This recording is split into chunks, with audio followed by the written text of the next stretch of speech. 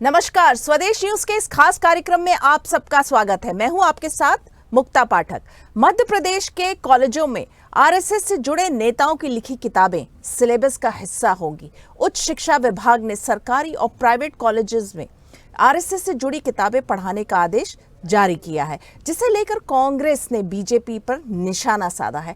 दरअसल उच्च शिक्षा विभाग के एक पत्र के बाद ये मामला सामने आया है। प्रदेश के सभी सरकारी और गैर सरकारी कॉलेजेस में के प्राचार्यों को लिखे गए पत्र में कहा गया है कि भारतीय ज्ञान परंपरा के प्रकोष्ठ के लिए इस विषय से संबंधित किताबें जन भागीदारी से खरीदी जाएं। इसमें जिन 88 किताबों की सूची दी गई है, उनमें संघ के सह कार्यवाहक सुरेश सोनी के अलावा दीनानाथ बत्रा, डॉक्टर अतुल कोठारी, देवेंद्र राव देशमुख समेत आरएसएस से जुड़े लेखकों के नाम हैं। अब इस आदेश के बाद मध्य प्रदेश में एक बार फिर शिक्षा और पाठ्यक्रम को लेकर राजनीति तेज हो गई है। सरकार के इस फैसले को विपक्षी दलों ने शिक्षा का भगवाकरण और विभाजनकारी विचारधारा को बढ़ावा देने का प्रयास बताते हुए कड़ी आलोचना की है। तो वहीं राज्य की भाजपा सरकार ने इस कदम को राष्ट्रवाद को बढ़ावा देने वाली विचारधारा से जोड़ा है। उनका कहना है कि इस निर्देश का उद्देश्य राष्ट्रीय शिक्षा नीति 2020 के अनुरूप भारतीय ज्ञान परंपराओं को पाठ्यक्रम में शामिल करना है। आपको बता दें कि मुख्यमंत्री डॉक्टर मोहन यादव राज्य के शैक्षिक पाठ्यक्रम में भगवान राम और भगवान कृष्ण की शिक्षाओं को शामिल करने की योजना की घोषणा पहले ही कर चुके हैं। कांग्रेस के सवाल पर वे कहते हैं कि अगर भारतीय ज्ञान परंपरा की किताबें पढ़ाई जा रही हैं तो इसमें दिक्कत क्या है। चलिए आपको सुनाते हैं कुछ प्रतिक्रिया। आरएसएस के इशारे पर निरंतर मध्य प्रदेश की शिक्षा व्यवस्था को दूषित किया जा रहा है। आज उच्च शिक्षा विभाग ने तुगलकी फरमान जारी करते हुए जब ये कह दिया कि आरएसएस के प्रचारकों द्वारा लिखित किताबों को जबरिया मध्य प्रदेश के छात्रों को पढ़ना पड़ेगा। इससे पहले भी शिक्षा के क्षेत्र में आरएसएस के इशारे पे प्रयोग हो चुके हैं। आरएसएस के प्रचारकों द्वारा जो लिखी हुई किताबें हैं, इनकी रैंकिंग अगर आप देखें तो इनको आरएसएस के लोगों के अलावा कभी किसी ने पढ़ा ही नहीं है। और जिस तरीके से उच्च शिक्षा विभाग ने तुगलकी फरमान निकाला है, हम इसका विरोध करते हैं। मध्य प्रदेश के छात्रों पे दबाव बनाना बंद करें और इस तरीके की किताब जिनका सीधे तौर पे कोई लेना देना नहीं है, इनको लागू करने से इसमें तत्काल रोक लगनी चाहिए। किताबें आरएसएस की नहीं है, ये किताबें राष्ट्रवादी चिंतकों के द्वारा इस राष्ट्र की जो एक अवधारणा है उसके दृष्टिकोण के साथ लिखी गई हैं। सरकार का उत्तरदायित्व है कि छात्रों के भीतर राष्ट्रवाद की भावना को स्फूर्तित करे और पूरी तरीके से छात्रों के अंदर इस राष्ट्र की परिकल्पना और उसके बनने और उसको संवारने के जो बिंदु हैं उनको संवारा जा सके, और उस दृष्टिकोण के साथ इस प्रकार के निर्णय लिए गए हैं। पहले हमने देखा कि सिलेबस में हिंदू विरोधी किताबें पढ़ाई जाती थी। दिल्ली यूनिवर्सिटी के जो पाठ्यक्रम है उसमें किस प्रकार से राम जी और सीता जी के चरित्र का हनन करने का काम किया जाता था, और इसके साथ ही साथ मैकाले की पूरी एक परंपरा के आधार पर जो शिक्षा पद्धति तैयार हुई वह किसी भी रूप में राष्ट्र का कल्याण नहीं कर सकती है। और यही कारण है कि अपनी तुष्टीकरण की राजनीतिक भावना के कारण, राष्ट्र विरोधी राजनीति के कारण कांग्रेस इस एक ऐतिहासिक निर्णय का विरोध कर रही है।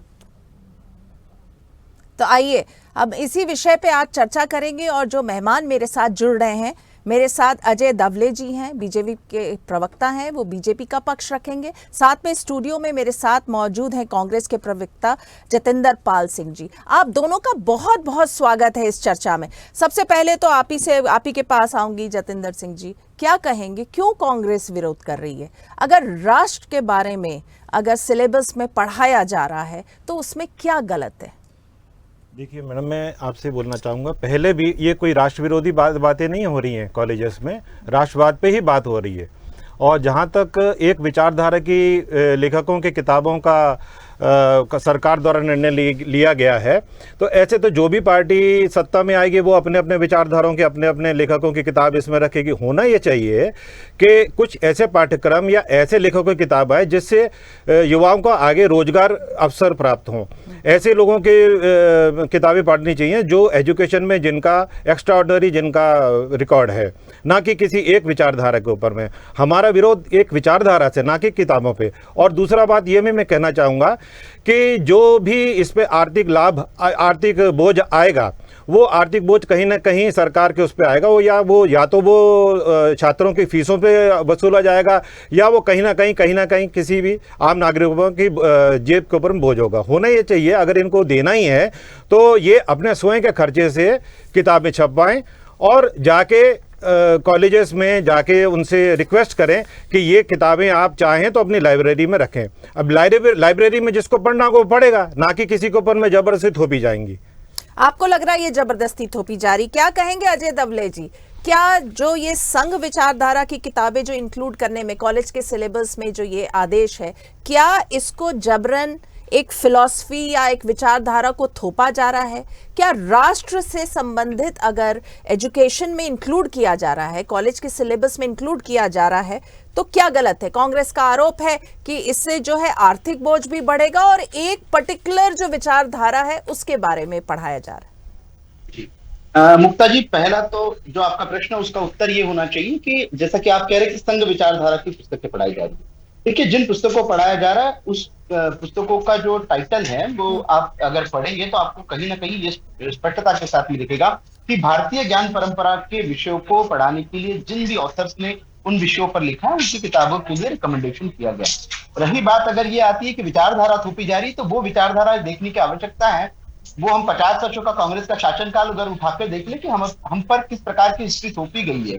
हमको अकबर महान पढ़ाया गया, हमको बाबर महान पढ़ाया गया है, जबकि छत्रपति शिवाजी महाराज की जो टाइटुलर हिस्ट्री है या उनका जो किस प्रकार से हिंदवी स्वराज को बढ़ाने का हिस्ट्री है उसको बहुत लिमिटेड एडिशन में हम लोगों को पढ़ाया गया है। जो लोग रोमिला थापर जी की हिस्ट्री को फॉलो करते हैं, जिन लोगों ने रोमिला थापर जी की हिस्ट्री को इस देश की हिस्ट्री मान लिया है, वो लोग यदि इन महान विभूतियों की जिनकी किताबें आज मध्य प्रदेश शासन कह रहा है या जिन किताबों के लिए हम कह रहे हैं कि ये भारतीयता को बताने वाली किताबें हैं, भारत के ज्ञान परंपरा से संबंधित किताबें हैं, इसमें भारत बोध की बात कही गई है, भारत क्या था, भारत की आने वाली पीढ़ियों को क्या एक दिशा दर्शक तत्व होने चाहिए, इन सब की बातें हैं। तो इसमें पर्टिकुलर किसी एक आइडियोलॉजी की बात ही नहीं है। पूरी की पूरी बात भारतीय ज्ञान परंपरा, मतलब हम लोगों को जो संस्कृति चली आई है, भारत किस प्रकार से महान था, किस प्रकार से हमारी हिस्ट्री डिराइव हुई है, किस प्रकार से आज हमको उस पुराने अपने इतिहास, गौरवशाली इतिहास को याद करने की आवश्यकता है और हमारी भविष्य की पीढ़ियों को उससे अवगत कराने की आवश्यकता है। उस पर यदि कांग्रेस का लग रहा है कि संघ की विचारधारा या संघ, जो लोग संघ परिवार से आए हैं, जिनका संघ प्रचारक जीवन रहा है, उन्होंने उन किताबों को लिखा है, तो मुझे ऐसे तो आपत्ति होगी। तो फिर तो आप कभी ये भी नहीं मानेंगे कि जो व्यक्ति कभी देश का जो कभी प्रचारक रहा है वो देश का प्रधानमंत्री नहीं बनना चाहिए क्योंकि वो पर्टिकुलर विचारधारा से आता है। इस मानसिकता से बाहर निकलने की आवश्यकता है। मुक्ता जी, मैं आपको साधुवाद देता हूं कि आपके चैनल ने इस विषय पर डिबेट रखा, क्योंकि आपको देखिए कि किस प्रकार के डिस्टॉर्टेड हिस्ट्री हम लोगों को पढ़ाई गई है। अकबर महान की बातें हम लोगों को पढ़ाकर आज तक के हमारी पीढ़ी को यह बताया जाता है कि मुगलों का इतिहास बड़ा गौरवशाली इतिहास था, बड़ा समृद्धशाली इतिहास था, लेकिन कभी यह नहीं बताया कि किस प्रकार से कत्लेआम हुए, किस प्रकार से बहुसंख्यकों को, हिंदुओं को उनके शासन काल में उनके साथ में अत्याचार हुए। बिल्कुल सही, बहुत अच्छा पॉइंट आपने रेज किया है अजय जी, इस पे रिएक्शन ले लूंगी। देखिए ये बहुत सही बात इन्होंने कही कि जिस तरह से देखिए अगर आप कह रहे हैं कि संघ की एक विचारधारा को अगर इसके थ्रू पढ़ाया जा रहा है, तो आप बताइए इतने साल तक जो हिस्ट्री में पढ़ाया गया है, अकबर महान थे, जो मुगल शासन के दौरान जो अत्याचार हुए थे हिंदुओं के खिलाफ, उसके खिलाफ तो हमें नहीं पढ़ाया गया, वो तो नहीं इंक्लूड किया गया सिलेबस में। जिस तरह से मंदिरों का नाश हुआ, मंदिरों को गिराया गया, उसके बारे में नहीं पढ़ाया गया। तो इस पर आप क्या कहेंगे? जी आपसे पूछ रही हूं। जी, मैं ये कहना चाहूँगा कि जो अभी तक की शिक्षा प्रणाली आ रही है, इसी में से ये जो बीजेपी प्रवक्ता हैं ये भी उसी शिक्षा प्रणाली से ही पढ़ के आए हैं, और जो भी अभी तक की अपनी महान विभूतियाँ हुई हैं वो सब भी जो हैं इसी इतिहास से आई। और जो आपने बोला केवल अकबर के बारे में बताया गया, ऐसा नहीं है। हर एक जितने भी अपने यहाँ, चाहे वो हिंदू हो, मुस्लिम हो, सिख हो, चाहे कोई भी हो, हर किसी शिक्षा का ऐसा होता तो आज ही इस चीज़ की क्यों ज़रूरत पड़ेगी, मुझे बताएं। क्यों ना ये बात अगर ऐसी थी, जो अभी आज तक जितने भी कई ऐसे शिक्षाविद हुए हैं, क्या कभी उन्होंने आपत्ति नहीं दी कि आज तक ऐसा हुआ नहीं कि केवल अकबर के बारे में बताया गया, दूसरे लोगों के बारे में बताया नहीं गया है। ये शिक्षा प्रणाली एक बहुत ही साइंटिफिक तरीके से सब एक्सपर्ट्स द्वारा निर्धारित की जाती है और समय समय पर इसमें अमेंडमेंट होते रहते हैं। जैसे मैंने आपको बताया, ज़रूरत आज इस बात की है कि यहाँ पे ऐसे कोर्सेज लाएं जिससे लोगों को, बच्चों को आगे रोजगार मिले। आज सबसे बड़ी समस्या अपने लिए रोजगार की है। नहीं, ये पॉइंट आप बिल्कुल सही कह रहे हैं कि हम ऐसी चीजों को पढ़ाएं जिससे बच्चों को रोजगार का उनको सहूलियत हो, लेकिन इसका मतलब ये तो नहीं हुआ कि जो हमारे राष्ट्र से जुड़ी बातें हैं हम उसके बारे में ना पढ़ाएं। देखिए डॉक्टर मोहन यादव लगातार जब वो उच्च शिक्षा मंत्री थे तब भी वो कहते थे कि भगवान राम और भगवान कृष्ण की जो टीचिंग्स है उसके बारे में पढ़ाई जानी चाहिए, पढ़ना चाहिए। वो आज भी इस बात को कहते हैं। क्या गलत कहते हैं? देखिए बहुत सारी बातें उसमें से आपको लाइफ की फिलॉसफी उसमें से मिलती है, तो क्या गलत है? ऐसा नहीं है कि आज पहली बार ही सुन रहे भगवान राम या भगवान कृष्ण जी का नाम, ऐसा नहीं है। हम लोग भी मानते हैं, सब है, सब हर एक धर्म में हैं और सब हम एक दूसरे धर्म की सब इज्जत करते हैं, सब धार्मिक, सब एक दूसरे से मिलजुल के रहते हैं। जैसे आपने बताया कोई ये पहली बार नहीं हो रहा है, मतलब बताए ना आपकी आज ही क्या नाम सुनने को मिला है भगवान श्री कृष्ण जी का, भगवान श्री राम जी का, ऐसा तो है नहीं। बच्चा बच्चा जानता है, तो ये कहना एक बहुत इररिलेवेंट बात है। चलिए अजय जी आपसे पूछ लेती हूँ, लगातार कांग्रेस का ये कहना है कि ऐसे सिलेबस में ऐसी बातें हो जिससे रोजगार के अवसर मिले बच्चों को, क्या कहेंगे आप? तो मुक्ता जी, ये हमारी सरकार है 2014 के बाद में आदरणीय प्रधानमंत्री नरेंद्र मोदी की सरकार, जिसने स्किल डेवलपमेंट को, स्किल एजुकेशन को एजुकेशन का बेसिक पार्ट बनाने की आवश्यकता समझी। आज आप देखेंगे कि स्किल इंडिया मूवमेंट आने के बाद में जिस प्रकार से देश स्किलिंग पे काम कर रहा है, अभी हमारा जो 2024-25 का फाइनेंशियल ईयर का बजट आया उसमें भी आप देखेंगे कि सरकार ने स्किलिंग इंपार्ट करने के लिए नंबर ऑफ प्रोविजंस किए। रही बात अगर कांग्रेस कहती कि आज आपको क्यों आवश्यकता पड़ रही है, तो हमें इसलिए आवश्यकता पड़ रही है कि हमारा देश महान था, उस महान संस्कृति को हमारे आने वाली भविष्य की पीढ़ियों को बताने की आवश्यकता है। अदरवाइज हम लोगों को यह थोपा गया था हमको कि वेस्टर्न कल्चर या वेस्टर्न फिलॉसफी है वही महान थी। आप देखेंगे हमारी जो एजुकेशन पूरा का पूरा एजुकेशन सिस्टम है, ये मैकॉलियन एजुकेशन सिस्टम पर डिराइव था। आप देखेंगे एक स्ट्रक्चरल चेंजेस किस प्रकार से किया गया कि आप हम लोगों को इंग्लिश थोपी गई कि इंग्लिश ही एक ऐसी लैंग्वेज है जो नहीं रहेगी तो आपका सर्वाइवल कठिन हो जाएगा। लेकिन आप देखेंगे मातृभाषा में पढ़ने के बाद भी लोग अच्छी तरक्की कर सकते हैं, अच्छे राष्ट्र को आप एक अच्छे राष्ट्र बन सकते हैं। आज आप जिन किताबों की बात कर रही है उन किताबों के टाइटल सरदार जतिंदर सिंह जी को आप दिखा देंगे, उन टाइटल्स में क्या है? उन टाइटल्स में भारत बोध की बात है, राष्ट्रवाद की बात है, देश की संस्कृति की बात है, संस्कृति के गौरव की बात है। अगर इन बातों पे अगर आपको आपत्ति है, आप कहेंगे कि संघ की विचारधारा पढ़ी जा रही है, तो हमें गर्व की संघ की विचारधारा देश को आगे बढ़ाने वाली है। संघ की विचारधारा नेशन फर्स्ट की है, संघ की विचारधारा राष्ट्रवाद की है, संघ की विचारधारा अपने देश के प्रति सम्मान की है।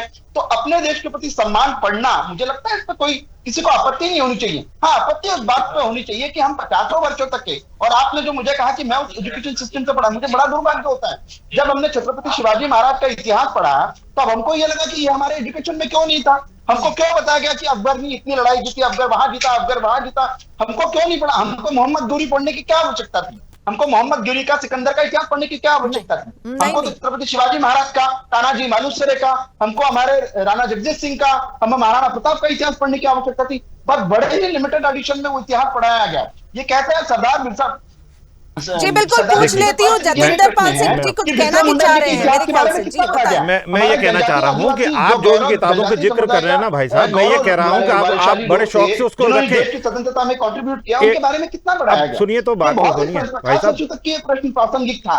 आज हम इसलिए पूछ रहे हैं कि इनके इतने वर्षों तक के देश में सरकार थी, लोगों को लगा नहीं कि जो भारत की महान, चलो इसका तो जवाब सुन लो पहले भैया, एक मिनट सुन लो। आप सुनो तो सही भैया जी, मैं ये कह रहा हूँ कि जो किताबें हैं आपको, आप कह रहे हो उस विचारधारा की, उसका क्या हम लोग ये कह रहे हैं कि आपको देना है, आप लाइब्रेरी में रखिए अपने खर्चे से उसको। आप ये क्यों बोल रहे कि उच्च शिक्षा विभाग इनको खरीदे, 80 पुस्तकें खरीदे और वो हर महाविद्यालय में रखी जाए? रखो, आप लाइब्रेरी में रखो। पहले जो किताबें लाइब्रेरी में पढ़ी पहले वो तो पढ़ाओ, उनमें धूल पड़ रही है। जहां तक आपने इंग्लिश मीडियम, हिंदी मीडियम की बात, आपको बाध्य नहीं है कि आप इंग्लिश मीडियम ही पढ़ो। आपके पास अपने देश में यह प्रणाली आज भी है कि हिंदी मीडियम पढ़ना Hindi medium, English medium English medium, और हमारे पंजाब में पढ़ना पंजाबी मीडियम, बंगाल में बंगाली मीडियम।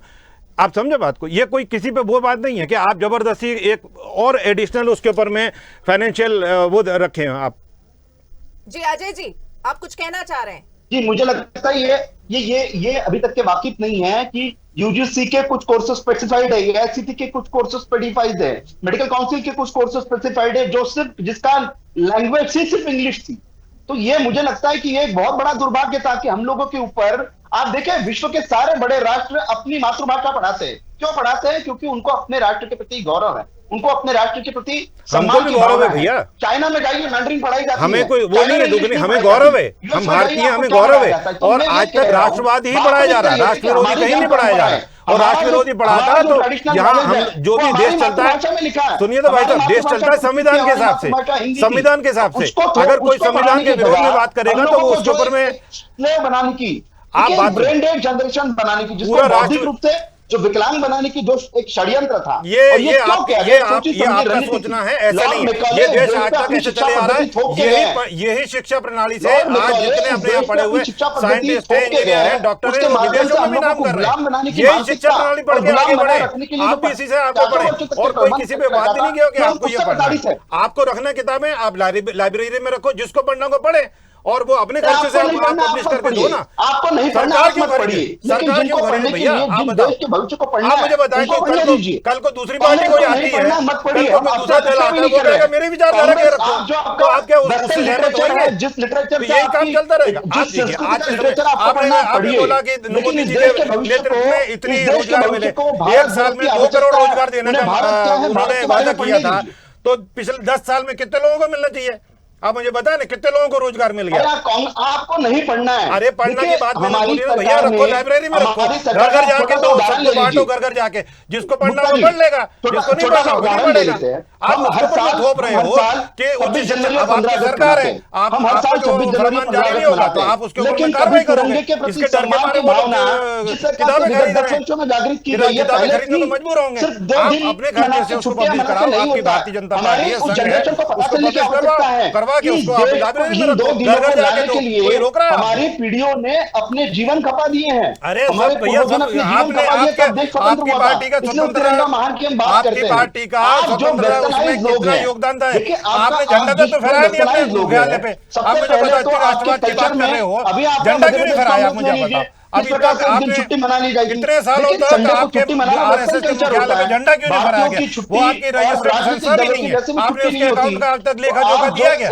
आप राष्ट्रवाद की बात करते हो, आप झंडे को नहीं मानते क्या? आपको वैसी तकलीफ है। अरे रेंदो, तकलीफ आपको हो रही है ना, आप जो बाकी बच्चों पे क्यों थोपना चाह रहे हो? आप एक कैंपस को राजनीतिक अखाड़ा बनाना चाहते हो, एक विचारधारा ये पढ़े, दूसरी विचारधारा पर ये लगे रहो, और कोई पढ़े लिखे कोई नहीं, ये राजनीतिक अखाड़ा होते थे वो इस देश ने देखा है, वो इस देश ने देखा है। मुझे लगता है कैंपस से ही निकले हुए कैंपस से तो अच्छी बात हो ना, कैंपस से मिलकर इतने बड़े बड़े डॉक्टर हैं, इंजीनियर हैं, साइंटिस्ट हैं, आज अपना भारत का नाम है कि वो जाके विदेशों में छाए हुए हैं।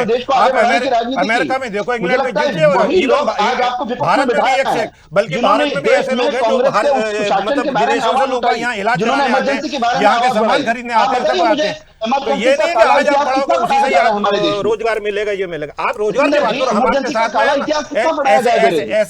ऐसे कोर्सेज लाओ, ऐसे लोगों के किताबें आप इंट्रोड्यूस करो, हम लोग आपके साथ में, हम आपके साथ में करना करेंगे। एक विचारधारा को थोपना नहीं, कल को हमारी पार्टी है, किसी पार्टी को यहाँ वो विचारधारा लाएगी, फिर इसी में आप लगे रहो। और उसका जो भी है आर्थिक बोझ आप सरकार पे डालो। बारे में लिखा है, अगर आपको नहीं पढ़ना है तो आप मत पढ़िए। अरे तो वो नहीं पढ़ना तो उसको लाइब्रेरी में रखो ना। अब ये तो बोलो खरीदना भी है, देना भी है, कहीं ना कहीं एक बात और भी है, ये कहीं ना कहीं उन लेखकों को भी लाभ देने का एक षड्यंत्र है।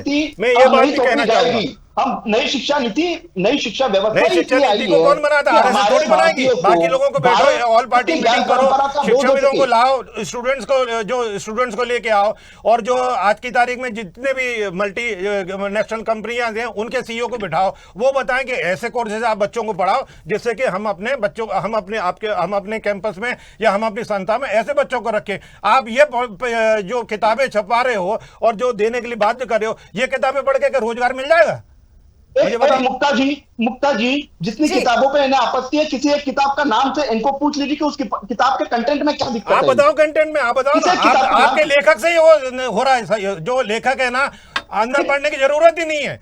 अगर वो लेखक कोई नोबेल प्राइज विजेता होता है, कोई दूसरा होता है, कोई शिक्षाविद होता है, कोई डॉक्टर होता है, तो बात थी, उसका पढ़ने की जरूरत क्या है? जो लेवल होता है, जो जैसे कोई चीज के ऊपर लेवल है, लेवल देख के समझ में आता है कि वो संघ की विचारधारा के लेखक है, तो उसका अंदर जाकर पढ़ने की जरूरत क्या है?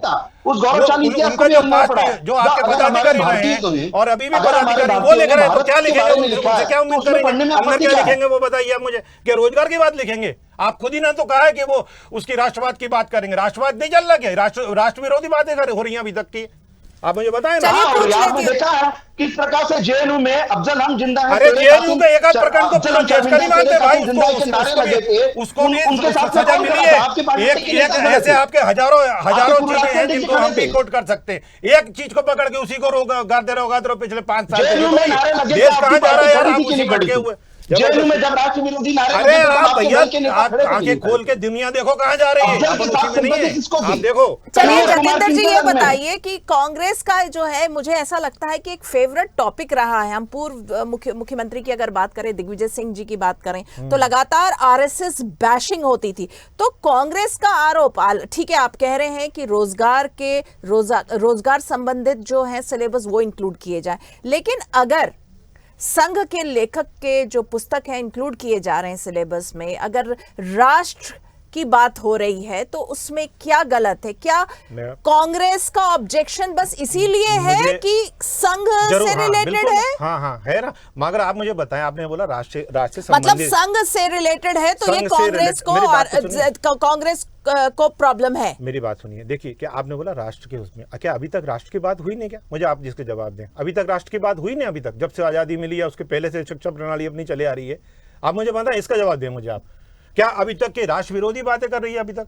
क्या ये या आप बैठे, हम बैठे हैं और जितने भी इतने डॉक्टर पढ़े लिखे या जितने भी और बाकी एजुकेशन में, क्या राष्ट्र विरोधी बातें पढ़ के आए? क्या राष्ट्र का पता नहीं किसी को क्या है क्या नहीं है? आप क्या समझते हैं कि अभी एकदम सब लोगों के ये जागृत हुई कि आज ही राष्ट्रवाद हो गया?